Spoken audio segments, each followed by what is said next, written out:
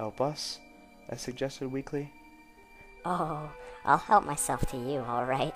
The unicorn reared up and gave me a kick, her hoof striking hard into my side. Pain exploded and I dropped, gasping. Rearing up again, she brought her full weight down on me. I howled. Near me, Monterey let out a wet grunt of pain as the earth pony gave him a taste of her sledgehammer. Leaving me in a crying huddle, the unicorn also turned her attention to the still-chained Monterey. In moments, it became clear that they intended to beat and bludgeon him until he was another lifeless corpse, and probably not stop then. Hold his leg out, I'm gonna shoot his hooves off. The unicorn raider floated the combat shotgun a foot from Monterey's splayed left hind leg, the only one I had freed from its manacle. Ignoring the pain, I leapt up, closing the distance and spinning as I gave a fierce back kick. My hooves connected with the shotgun, sending it flying. It clattered onto the bridge beyond. A moment later, I was levitating the shovel spear at the two raider ponies who stood facing me with gleeful expressions. 2 against 1, and both of them were experienced fighters. The one with a sledgehammer stepped closer, as if eager to see if hammer beat knife. Monterey was on her in an instant, throwing his forelegs over her head, pulling the chain between them across her neck. The sledgehammer fell from her mouth as the raider pony choked. The unicorn turned, surprised by the sudden change in odds. I could have attacked her then, but threatening a pony is much different than actually attacking one.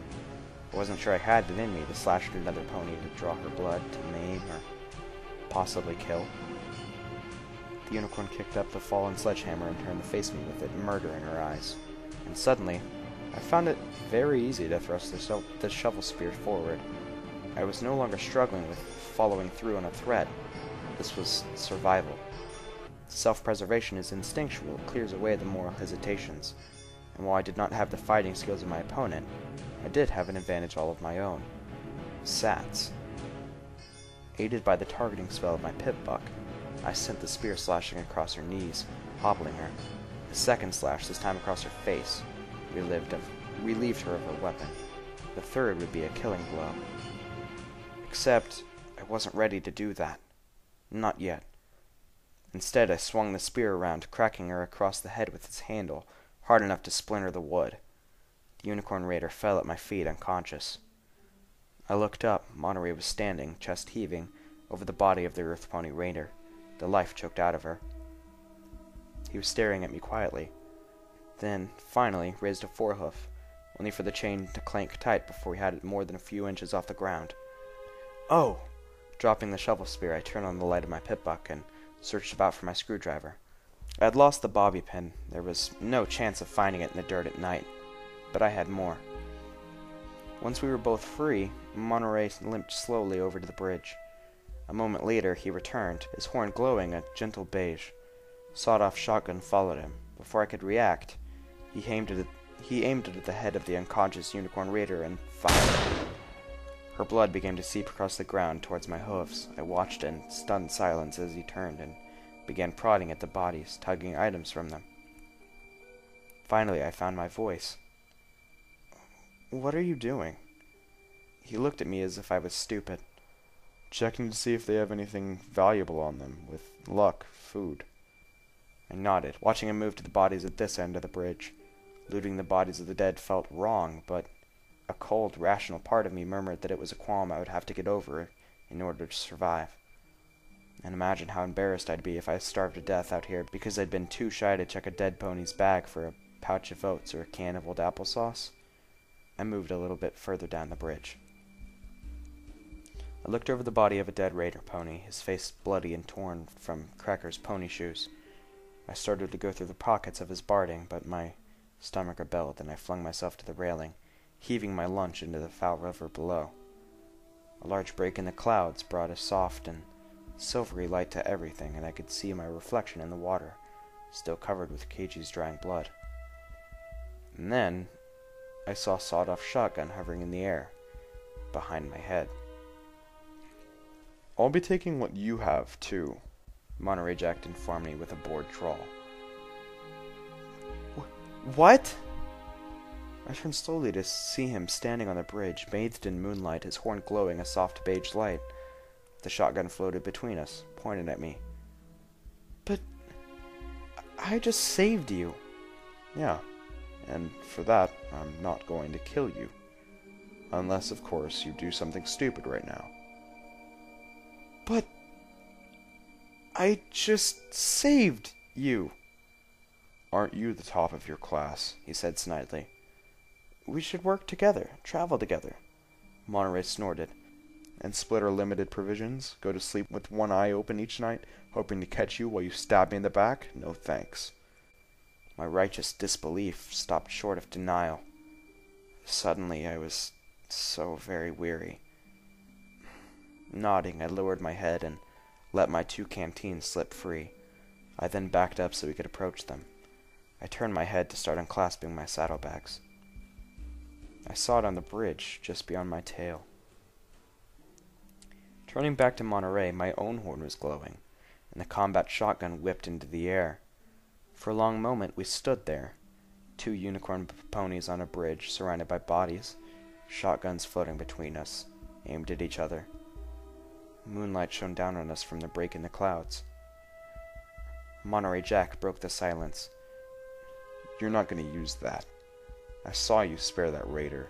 If you couldn't kill a pony like that, you don't have it in you to kill me. I narrowed my eyes. I'm a quick study. He huffed, but didn't move. Do you even know how to use that thing? I forced a smile across my face. Do you know that you only have 1 shot left? And judging by that sprite bot, that gun is in such poor repair, I'll survive being shot with it. Will you survive being shot with this as many times as I can move the trigger while you try to reload? Monterey Jack took a step back, and with that falter, my smile was no longer forced. And I'll be taking my canteens back. Ponyville. I wondered just how my pitbuck knew the names of places before I did. It even named the wreckage of a building that I had just slipped into. Ponyville was raider territory. I just hoped this place, this carousel boutique, was not crawling with them. Monterey Jack and I had barely parted ways when the railing of the bridge exploded next to me. A sniper, the same pony I presumed who had turned Cage's head to applesauce. I fled into the town, keeping to whatever cover there was. Few of the buildings were intact enough to hide in. This was the closest. Fortunately, I was alone. I had waited for nearly an hour, curled up in a shadow near the door, but the sniper pony seemed uninspired to follow me. No, she or he could just wait until I come out. Fatigue washed over me. I had stayed up all night the night before, and this night's events were a strain on both body and spirit. My muscles were weak and achy. My body hurt from the kicks I had taken. I felt emotionally played out. I needed to sleep. Sleeping here was probably a horrible idea. If I woke up at all, it could be in the hooves of slavers, raiders, or probably worse. But going back outside, finding someplace better, it just wasn't on the table. I was in no shape to test my wits against a sniper pony again. Carousel Boutique was quite similar in condition to the building up at Sweet Apple Acres, only the looting was more destructive. The walls had been painted with crude images of violence and cruder swear words. A pile of torn-up cloth rotted in a corner, smelling foul like ponies had urinated on it repeatedly. There were 2 beds, one of which was stained deeply with blood and probably more vile things. The other was smaller, a foal's bed, nothing but a mattress on a crushed frame. In my state, I felt that it would do wonderfully. The Carousel Boutique offered 2 more treasures, a locked chest and another terminal, identical to the one at Sweet Apple Acres. This one, too, was still functional, again to my surprise. It was locked. Slipping out my access tool, I went to work.